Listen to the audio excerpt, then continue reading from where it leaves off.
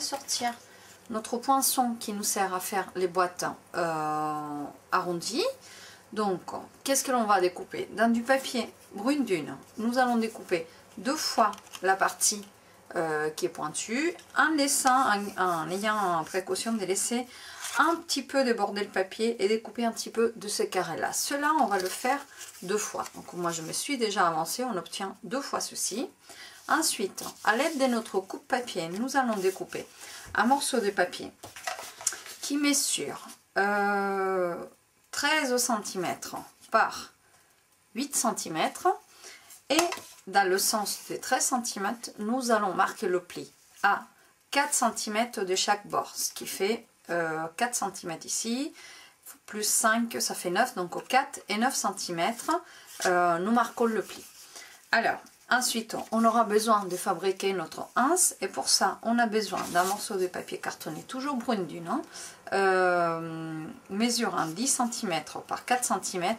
Nous avons, dans ce sens-là, marqué le pli à 2 cm, donc la moitié, et dans l'autre sens, nous avons marqué le pli à 1 cm sur chaque bord du papier. Donc 1 cm du bord jusqu'au pli et 1 cm du bord jusqu'au pli. Qu'est-ce que l'on va faire? On va habiller notre boîte pour qu'elle ait un aspect bois. Donc pour cela, nous allons travailler le tampon de fond bois. C'est un grand tampon, voilà. Et comme à chaque fois que l'on travaille un tampon d'une si grande taille, on va travailler un peu à l'envers. Du coup, ce qu'on va faire, on va venir ancrer comme ceci notre tampon, voilà. Et on va venir poser directement, toujours dans le sens des rainures que l'on veut garder, on va venir poser directement notre papier dessus. Et à l'aide d'un morceau de papier, d'un chiffon, voilà, on va venir poser dessus notre main et tamponner ainsi le morceau de papier que l'on veut. Je vais faire recto verso tous les morceaux de papier cartonné brune dune et je reviens tout de suite avec le résultat. Voilà, une fois ceci fait, nous obtenons nos papiers recto verso déjà tentés en bois. Celui-ci, on n'a pas besoin de le faire recto verso, juste recto, puisqu'on va le replier pour le recoller sur soi. Mais avant de faire ceci, nous venons ici au pli au milieu, voilà, nous venons de couper jusqu'à la ligne des plis qui croise à la verticale. Et ensuite, à l'aide de notre plieur à noz, on va venir marquer le pli comme ceci, à l'intérieur et à l'extérieur. Voilà. Donc, tout de suite, nous prenons un peu de colle. Voilà. Et nous venons refermer ce qui sera le haut de notre la anse, si vous voulez, de notre boîte. Voilà, notre caisse à outils. Ça va être ceci. Et ça va nous servir à coller l'ensemble après en haut. Donc ceci, qu'est-ce qu'il nous reste à faire? On a toujours la ligne des plis qu'il va falloir marquer aussi. Voilà, comme ceci, sur les deux côtés. Voilà. Et donc on obtient une petite languette. Ça, ce petit bout, il est en trop, donc du coup on va juste découper comme ça un petit peu ici, un autre petit peu ici. Voilà, question de bien encaisser l'intérieur de la boîte et que ça ne gêne pas sur les rebords. Donc on obtient ces deux morceaux de papier là, ça on les a côtés, et on passe tout de suite à marquer le pli des les deux plis que l'on avait déjà préalablement marqués lorsqu'on a découpé le papier. Donc je vous rappelle, il fait 10 cm, c'est bien ça, voilà, que je m'en souvienne, il fait 13 cm par 8 cm, donc 13 cm avec un pli marqué à 4 cm de chaque bord, ici et là, 4 et 4. Et donc on marque et ça va faire donc le haut de notre boîte. Qu'est-ce que l'on va faire? On va assembler notre boîte et ici sur la petite languette nous allons venir poser un petit peu de colle et on va ajuster le bord, la ligne de pli avec le bord de notre papier de façon à que on ait à à monter après la boîte comme ceci. Je ne sais pas si vous arrivez à voir. Voilà. Donc ça va être comme ceci. Et l'on va marquer le haut de notre boîte.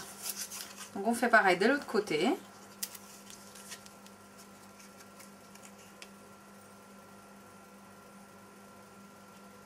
On respecte la ligne de pli avec le bord de notre papier. On fait comme ceci.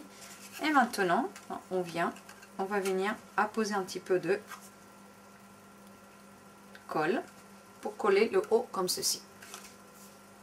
Donc pour refermer notre boîte, nous allons venir apposer un petit peu de colle vraiment sur le rebord de notre papier ici. Voilà. Dans un premier temps, et ensuite on va remonter le papier tout droit contre la paroi du latéral de notre boîte en fait. Voilà, ça c'est un travail un peu de patience, hein. Donc il va falloir être un petit peu patient et attendre que chaque bord colle à la verticale. Voilà, comme ceci. Je vais refaire la même opération avec chaque bord de papier. Et je suis à vous tout de suite. Donc la boîte est collée, ça tient plus ou moins. Vous pouvez aussi découper des petits morceaux de papier, des 2 cm par presque 4 cm de haut, x 4. Vous découpez 4 morceaux de papier si vous voulez et vous marquez le pli au milieu de façon à les coller pour tenir chaque angle et que ça ne se décolle pas. Alors moi je ne l'ai pas fait. Pourquoi? Parce que même si c'est conseillé, ça va parfaitement tenir comme ça, sachant que maintenant on va renforcer le haut de la boîte pour que ces linguettes là n'aient pas tendance à décoller vers l'arrière et qui restent tout droites. Donc c'est pour ça que l'on a fabriqué cette anse là. Et donc maintenant ce que l'on va faire, on va apposer un petit peu de colle ici. Alors déjà ce que l'on va faire, regardez, dans un premier temps on va refermer comme ceci les linguettes que l'on a ouvertes. On va passer notre carton à l'intérieur, voilà, de chaque trou, et nous allons venir en le collant tout en haut. C'est maintenant où on va appliquer de la colle, justement là et là, dans un premier temps, et nous venons garder le pli aligné avec le trou, et ensuite on referme, on réouvre plutôt notre en forme de petit éventail. On réouvre comme ceci pour bien soutenir la boîte et la garder, voilà, et la garder bien collée avec cette anse là que l'on vient de fabriquer. Donc vous voyez, ça dépasse un peu, c'est pas grave, on va détourer et puis après on aurait dû en fait tamponner aussi l'autre côté, d'au moins les petites linguettes, parce que maintenant ben, on voit il n'y a plus l'effet bois, mais je vais retamponner ça par la suite après, vous allez voir. Donc maintenant, pareil, on redépose un petit peu de colle de chaque côté, hop, comme ceci, et en respectant que le carton il se plie à hauteur juste là où il y a la pliure, voilà, on va refermer comme ceci nos petites linguettes. J'ai un peu de colle un peu partout, donc on enlève avec un petit sopalin. Voilà, comme ceci. Et donc, comme je vous disais, notre boîte est plus ou moins finie, notre boîte à outils. Donc maintenant, comme je vous ai dit, ce que l'on aurait juste à détourer ces petits pics là qui dépassent en alignant en fait les ciseaux au bord de mon latéral, les boîtes. Voilà. On découpe les 4 petits morceaux qui dépassent. Voilà, comme ceci. Ça va à la poubelle. Et il ne nous reste plus qu'à décorer et à remplir notre boîte avec des outils. Comment je vais faire? C'est très simple. J'ai déjà découpé mes outils en papier cartonné rouge, que j'ai aussi gaufré une partie à l'aide de mon plioir point élégant. Voilà, c'est celui-là. Je ne sais pas si vous arrivez à bien voir. Voilà, c'est pour donner cet aspect un peu rugueux de chaque manche d'outils. Et j'ai aussi découpé les mêmes outils, du moins les morceaux métalliques de chaque outil, que je vais venir maintenant recoller par-dessus le carton rouge de façon à former mes outils. Je fais ça hors caméra et je vous montre tout de suite. Je suis rendu presque au dernier, donc j'ai posé un petit peu de colle, j'ai posé un petit peu de colle là derrière. Et maintenant je viens coller le tout ici sur le papier cartonné rouge, de façon à faire apparaître la partie métallique de l'outil. Voilà, donc ceci fait, je peux déjà remplir mes petites boîtes à outils avec des bonbons et les outils, et je n'ai plus qu'à réaliser la petite étiquette qui va devant. Donc pour cela, j'ai juste besoin de mon tampon, voilà, issu de mon set des tampons qui est assorti aux outils, donc les bons outils. J'ai choisi le mot des mains des maîtres, et donc je réancre avec ma memento, je tamponne, hop, oh, c'est pas très bien sorti, faut pas appuyer aussi fort, voilà, et ensuite je vais venir découper avec le poinçon qui vient dans le jeu, voilà, comme ceci, une petite étiquette que je vais coller sur le devant de ma boîte. Je fais ça et je vous remontre le résultat tout de suite. Donc le projet est terminé, j'ai tamponné, découpé l'étiquette et collé quelques petites vis sur le côté. J'ai collé l'étiquette à l'aide de quelques mousses 3D, donc Stampin' Dimensionals. Vous avez à l'intérieur les outils que l'on a fabriqués et gaufrés avec notre plioir de gaufrage et les découpes outils.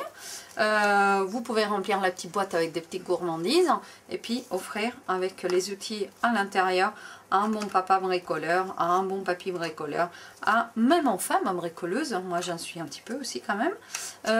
Voilà, c'est un petit cadeau que je vous propose pour la fête des pères que j'espère vous plaira.